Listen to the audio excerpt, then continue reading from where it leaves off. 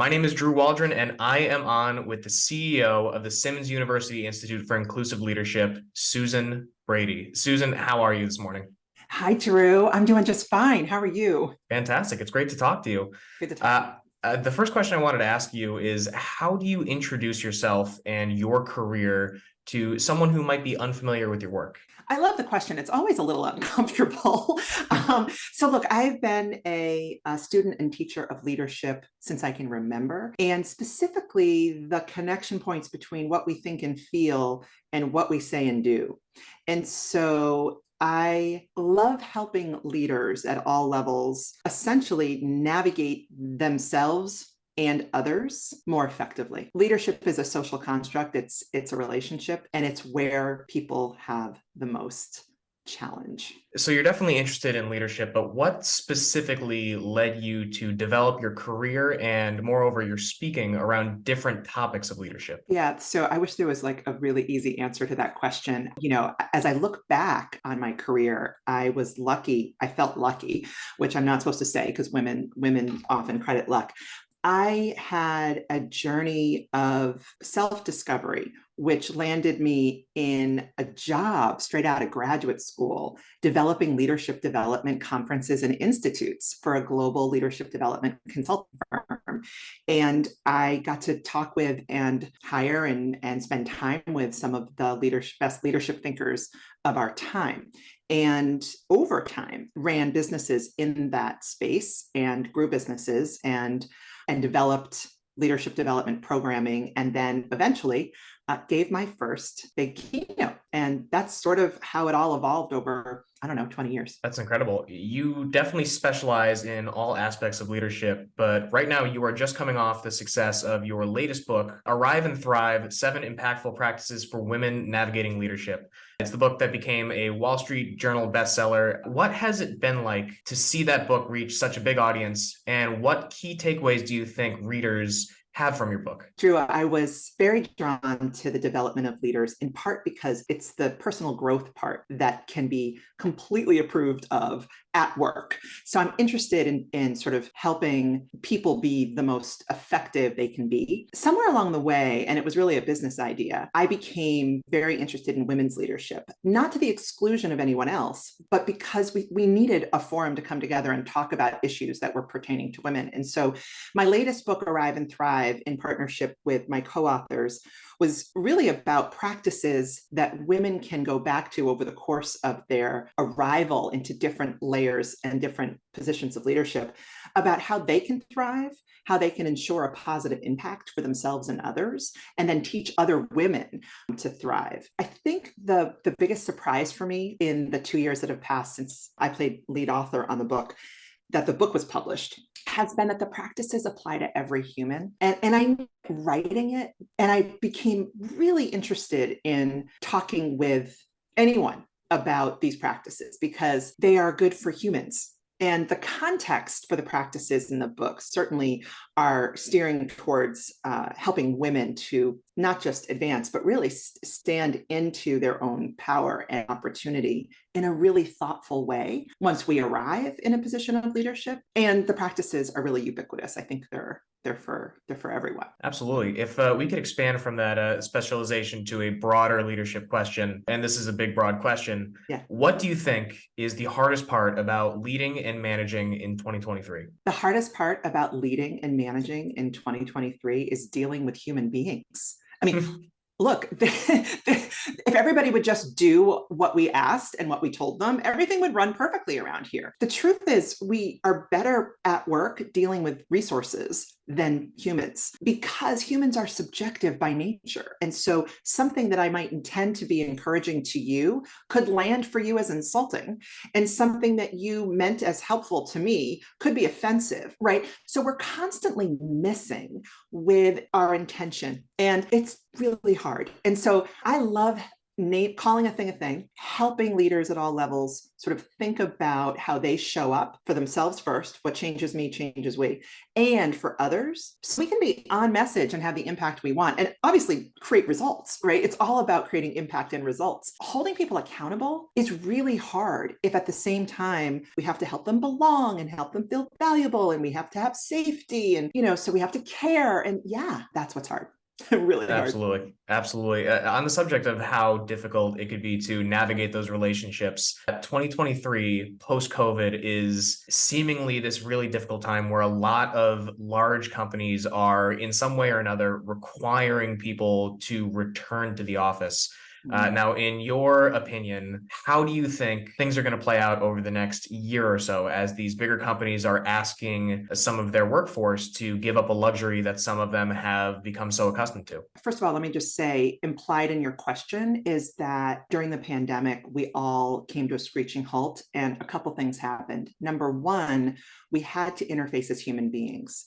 There was no veneer of perfection. Why? Because most of us didn't know how to blur yet. We had to, we were at home, we were where we were showing of ourselves, we were vulnerable, we had lots of things to contend with, different emotions about being in that situation. So we became human beings, which elevated the need for leaders and managers to equip themselves and others to kind of connect. Let's just call that the human being phenomenon that happened over the pandemic. The other thing that happened was choice. And so we were out of choice because we couldn't go to the office. And now we've been exposed to a world where, wow, I got stuff done. If you're a knowledge worker, we're not in the industrial age, if you don't need equipment to get your job done, and that's housed in a specific place, technically you can get your job done wherever you are.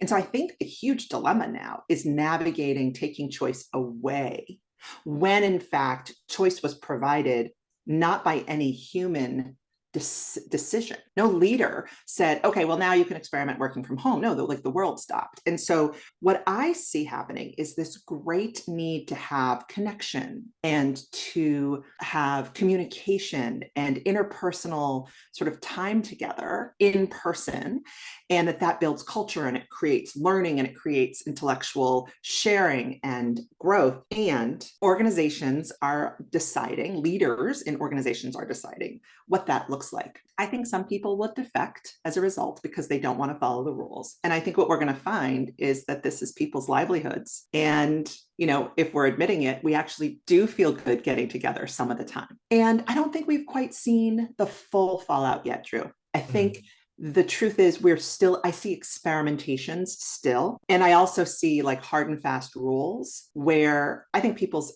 potential impact at work, discretionary effort, will be impacted as a result of being told where to be, when they do their job. Mm-hmm. You had said that you didn't think we saw the full fallout of the effect that COVID had on the working world. And I wanted to ask you a couple questions about young people entering the workforce. Especially in the next few years, we are going to get a batch of people in my age demographic, people who are either graduating college or have recently graduated college, where a post-COVID work world is the only thing that they know. In terms of leadership, how do you think that is going to affect companies large and small? So I think we need to help all generations connect, communicate, give feedback, show up effectively. I think with the 4 generations in the workplace, with the youngest, your generation now coming in, where COVID was, you learned during this period of time. I think what it's going to do is it's going to raise the bar on how to make sure that you and I, like I was your manager, how to make sure we work together effectively. I think all of these changes, the impact of the pandemic, the 4 generations, almost 5 in the workforce, the complex array of differences, seen and unseen, that every leader and manager is now navigating, and then having to do it in person when social awkward is actually the norm, is really, really challenging and requires newfound skills on how to work together effectively with other human beings who are different than you. And so I don't think that's an entering workforce dilemma for just folks your age. I think it's a dilemma for everyone. And so I think the way it's going to impact organizational life is that leaders can't skip over we have to decide how we're going to show up. We have to decide how we're going to be with ourselves and with each other. We need to decide. I mean, that's the work of culture work, and leaders need to figure it out for themselves, talk about it, muddle it, make it overt and explicit as opposed to covert and implicit. So it's a new day with how to navigate with people, a new day, generally. Absolutely. I feel like a lot of people, including myself, kind of view that to be a problem that only the younger generation faces. But I think you make a good point that it's all four, almost five generations that are entering the workforce. I guess that could apply to my next question too. I only asked this in the context of a younger generation, but it could apply to all. Many young people are entering the workforce for the first time and dealing with imposter syndrome and feeling as though they don't belong. Since you often speak on imposter syndrome, what advice do you have for anyone dealing with these internal feelings in a professional environment? Yeah, so I think imposter syndrome, it's an actual real syndrome. Mhm. If the feelings about I feel like a fraud, I feel like I'm faking it, I feel like I should know what I'm doing and I really don't. I feel like I don't deserve to be here. All of those, I would just say, are pretty normal inner critic thoughts. And so it's our saboteur, it's our inner voice that is like, what do you think you're doing? Right. And, I've written, my first two books were about coaching and then mastering your inner critic. I really think this is a moment where we have to push pause and take that space between what we think and feel and what we say and do. And so my strongest advice to people is like, that inner critic, she or he or they're not going away, right? They're right there to tell you all the ways that you don't deserve, should have, shouldn't have, supposed to, all of it, right? My advice is that we really need to double down on sort of the muscle building that is our inner champion, not so that we can go in sort of arrogant or with hubris that we're better than others, or certainly not in a way that makes us smaller or elevates others, but in a meeting people in a way where I have value to add, no matter where I am on my journey of maturation, of professional maturity, and you have value to add. So I got something to learn from you and you have something to learn from me. That's how I enter every conversation. And then the moments where I feel like that imposter rising, like, who am I to, she needs to sit down. And then it's like, hey, you're here, make the most of the moment. And so it's this inner confidence of it's intellectual humility combined with the confidence to say, there's no reason I should know how to do this because I've never done it before. And I need help. Right. So that's the inner work, Drew, that I think we still just need to do. And it's been a lot of my life's work. And it's about a return to respect for yourself and a turn to respect for another person as a human being. We all work with resources who are the wrong resource for the job. I'm talking about honoring the human being in the process. So I see you and you're enough. I see me and I'm enough. And together, let's figure out how to get this done. I love that mindset. Very well said. I think that the last question I have for you, and this is a big, broad question again, as a speaker, what are your favorite groups to speak to and your favorite leadership topics to speak about? Oh my God, I love the question. Okay, so my favorite groups to speak to is any group. I have most experience speaking with groups of women leaders, and I really get a kick out of working with everyone. So when men come to the women's leadership group, audiences, I often say, I come in peace, and it's a brave thing to come. But so it doesn't really matter to me if there's a group of people who are open-minded and want to learn how to do some of the things that I just shared about. Right? How do I work more effectively with other people? How do I navigate this really complex world of difference in a way that's effective, even if I have different political views or different personality traits or different biases about how I run my life, and I have to work with people who think differently? How do I navigate that? How do I, quell that inner critic and really establish an inner champion that helps me close the gap between my intention and my impact? You're the one I want to talk to. However you identify is however you identify. Fantastic. I'm glad that you come in peace. All right. That is going to conclude our conversation with Susan Brady. Susan, thank you again for your time. I really appreciate it. Thank you for having me. Absolutely. Take care, everybody.